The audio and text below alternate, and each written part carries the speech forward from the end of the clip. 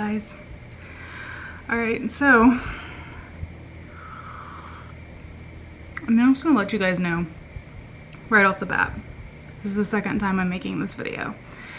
The first time I made this video, I feel like I don't know, it's a hard video to make. I don't know what the right thing to say is, and all I can do is give my opinion and give my take on the matter. So you guys know there is a YouTube family who recently had to make the very difficult decision to disrupt the adoption of their little boy. I'm not gonna say names because you guys know who it is. If you don't know who it is, you can easily find out who it is. But they're pretty big YouTubers. And they had to disrupt their adoption of 3 years.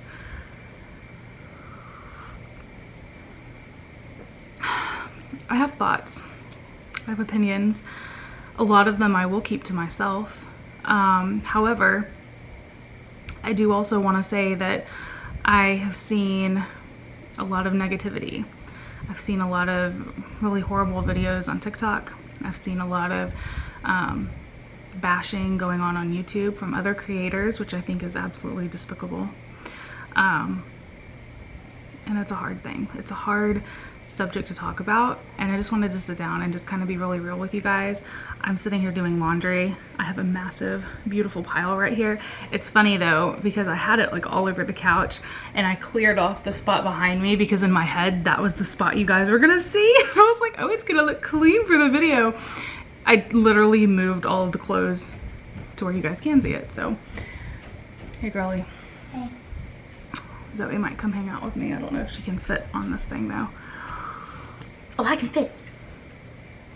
Say hey. Hey. All right, anyway, so I've already kind of told Zoe a little bit about like what happened and everything, and she's not going to give an opinion because she's 11.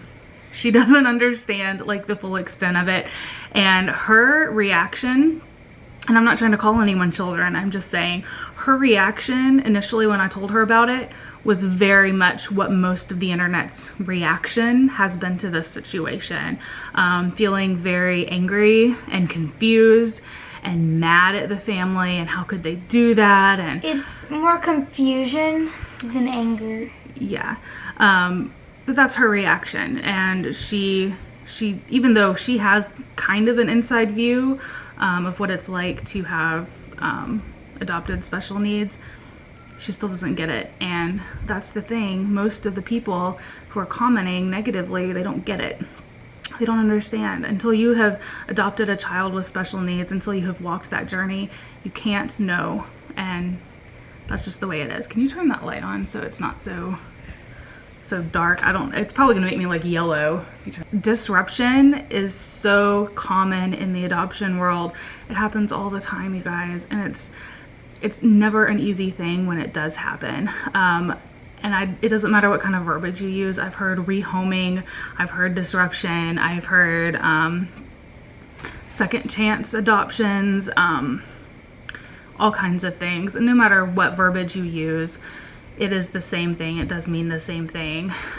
Not every adoption is a good fit. And that can be realized within a few days, or that can be realized within a few years. It's very common, and it does happen. If I had to give, if Aiden and Narquise wouldn't be here, like today, I don't know if my life would be the same, because, I mean, they're my brothers and I love them very much, and I love to play with them. I love playing Mario Kart with Narquise. I love jumping on the trampoline with Aiden. And we wouldn't be where we were. Yeah, we wouldn't be. Is what she means. So I don't have experience personally with disrupting an adoption. I have not had to walk that path. That is not something that we have ever thought about or considered. I do know many families who have had to disrupt an adoption, and it's always heartbreaking. It is heart-wrenching for every single person involved. And I want to encourage you guys to go watch Six Blind Kids video that they did on what happens when adoption fails, because everything they said is so accurate and so on point. And I'm pretty much feel like I'm just going to be reiterating a lot of what they said, but it does happen all the time. And not every disability when you adopt is always disclosed to you. When we adopted Aiden and Narquise, we knew that they were special needs. We understood that. We knew Narquise had cerebral palsy. We knew Aiden was blind. However, we were not made aware of a lot of their other needs, whether that be because the country didn't know, because they never gave them any type of extensive medical exams, or because they simply were trying to hide it in the hopes that these kids would be adopted. It happens all the time. Why am I moving this? You like touched it and now I'm like picking it up. A Barbie doll, creepy. It was mine when I was a little girl. I got it for Christmas one year. It had longer hair. She cut it. I'll put it this way. Anyway, so when we got Aiden and Narquise home, after we got them through therapies and had doctor's appointments, we found out that their medical needs and their emotional needs, the list was far longer than what we were initially told. In our instance, however, we were prepared and expecting something like that to happen. We had an amazing team that was working with us.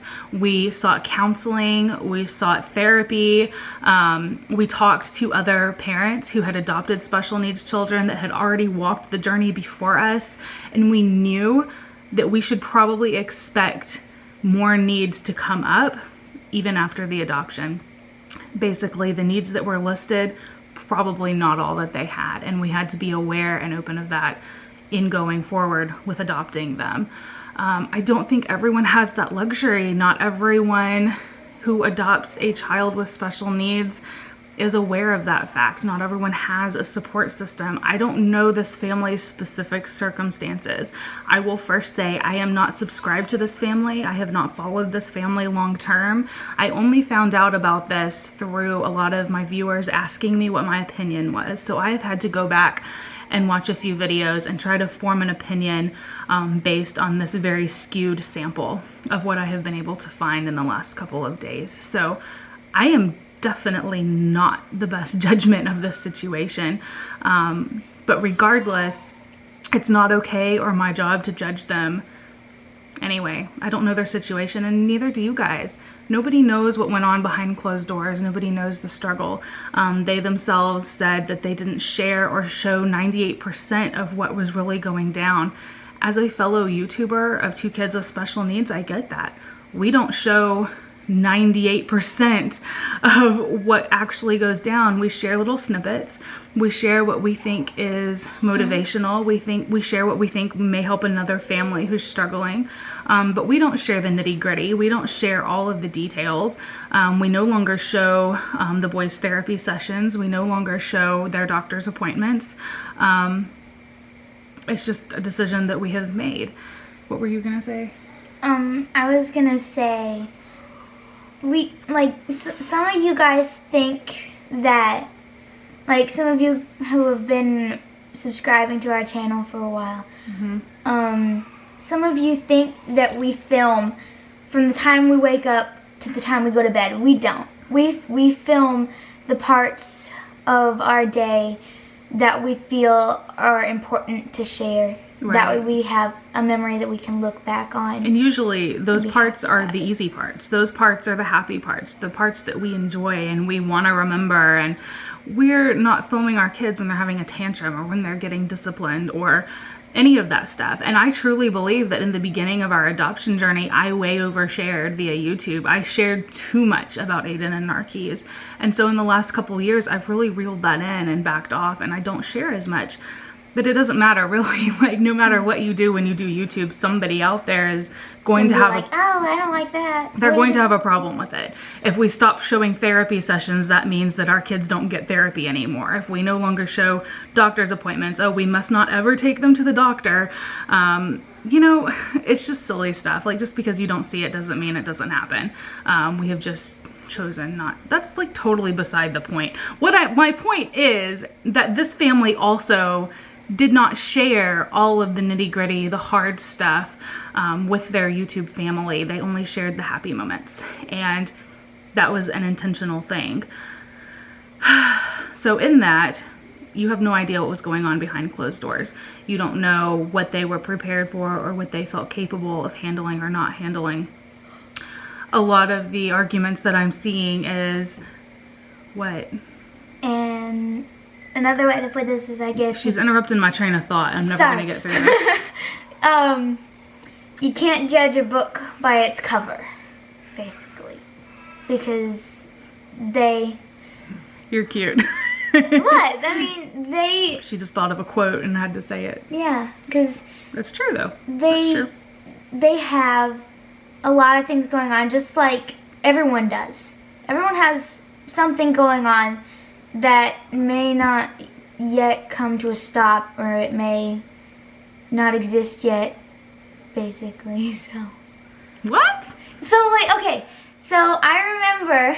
It may come to a stop or not exist yet? Yeah. That went over my head. Did y'all get that? Okay, so people may not be ready for something, basically. Like, we were not ready for Aiden and our keys. Like, we were ready for them, but we didn't know how much. Okay, I can expand upon this a little bit. I know what she's getting at. Yeah. You can take all the classes. You can be prepared. You can think you know everything. Your heart can be in the right place. You know your stuff. You understand the child has special needs. You know they're going to need therapies. They're going to need surgeries. They're going to need whatever it is that they need. It's different when they get home and you're in the thick of it and you're walking through that journey. What you thought you could handle, sometimes you can't. Sometimes you can't. I will tell you, I'm going to be honest with you guys, when we first got to Ukraine, when we first met Aiden and Narkis, we were great with Narkis. He was exactly what we were expecting. He was communicative. He was awesome. He was wonderful. And then we met Aiden and we were scared because he wasn't talking like we were told he was. He wasn't communicating. He was so tiny.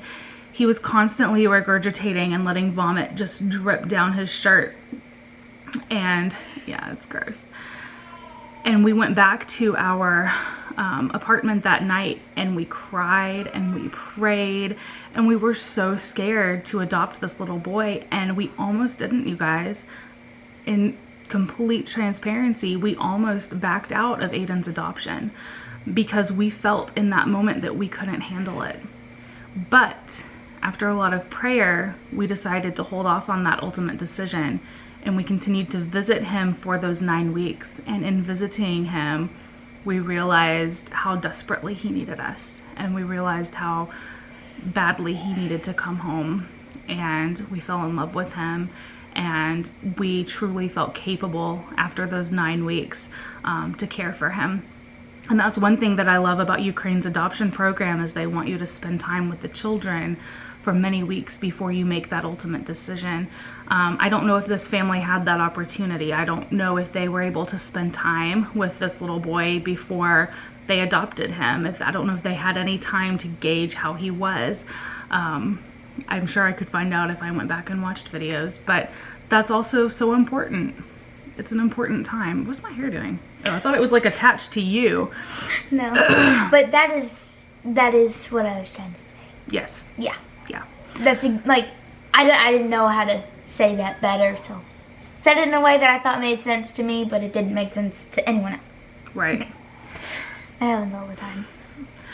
Bottom line, you guys, I feel like we need to keep our judgments to ourselves. We need to stop publicly bashing this family. You don't know. You have not adopted. How many kids with special needs have you adopted? How many kids have you adopted, period? You have no grounds for judgment, and it's not fair for you to come on acting like you know what you're talking about, because truth be told, you don't. And I say that in the kindest way. You know, we've made a lot of mistakes with Aiden and Narkis. We've done things in the past that we thought was in their best interest, that we thought we were helping them, and it turns out we actually weren't. You live and you learn and you grow. whenever we got Aiden and Narquise home, we definitely didn't know anything about them at all. Hard. And we don't show you guys half of the people. Trying to get her to look at the camera. She's doing what Narquise does, and she's looking over here. I know, that's what I do, and I think I look in a different direction. Yeah, Keys does that too. But you guys don't know anything about what's been going on in their life. We don't know anything about what's been going on. No one does. They do, though. And that's all that needs to matter, because it made sense to them. And they did it in the child's best interest. That is true. At the end of the day, that's so true. You don't know what was going on behind closed doors. You have no idea. And despite everything, despite whether you think they should have adopted him in the first place or not, it doesn't matter. Totally irrelevant. We're focusing on the situation that is at hand, the situation that is current. And I commend them for recognizing that they were not the best fit for him and giving him better, because it's ultimately about the child. It's ultimately about him and making sure that he has a home that he's going to thrive in, that he can get the therapy he needs, the medical help he needs, and the emotional support that he needs. And they recognized that they weren't providing that for him, and they gave him better. So keep that in mind and act in kindness. You guys, please be nice. I know it's hard. Just be nice, be kind, be understanding. And he's such a cute kid. Like, he is so cute. And he looks like he's very, like, he's different, and everyone's different. But he looks like he would be a very nice kid. Like, he looks like Aiden, he was trying to bite, because he kept on trying to bite us whenever we first got him home, because he didn't know us. He didn't know who we were. He didn't understand, because he didn't speak full English. He maybe knew a word or two, just like Narquise. And now we love Aiden so much, but biting, hitting, pinching, it's all defense mechanisms they had from the orphanage. It took a while for us to understand everything that he needed, and everything that, like, Aiden needs more than what a normal child would.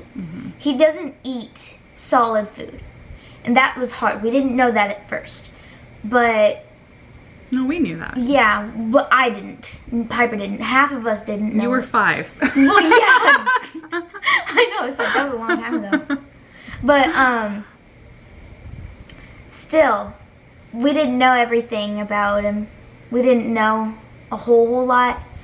And this family didn't know what they were in for. And just like we didn't. So that's another big argument. A lot of people are saying that they did know he had special needs.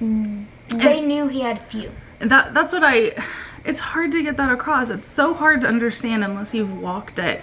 You can know even if you knew every single medical need or emotional need that a child has prior to adopting them, being in it and experiencing it, y'all, it is not the same. It's not the same as knowing it and understanding it and thinking that you're prepared.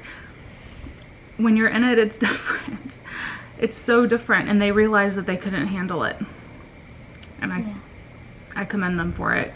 I feel bad for them. I hate the whole situation. My prayers go out to them. My heart goes out to them. But I also refuse to judge, and I refuse to participate in any type of gossip or talking down about them.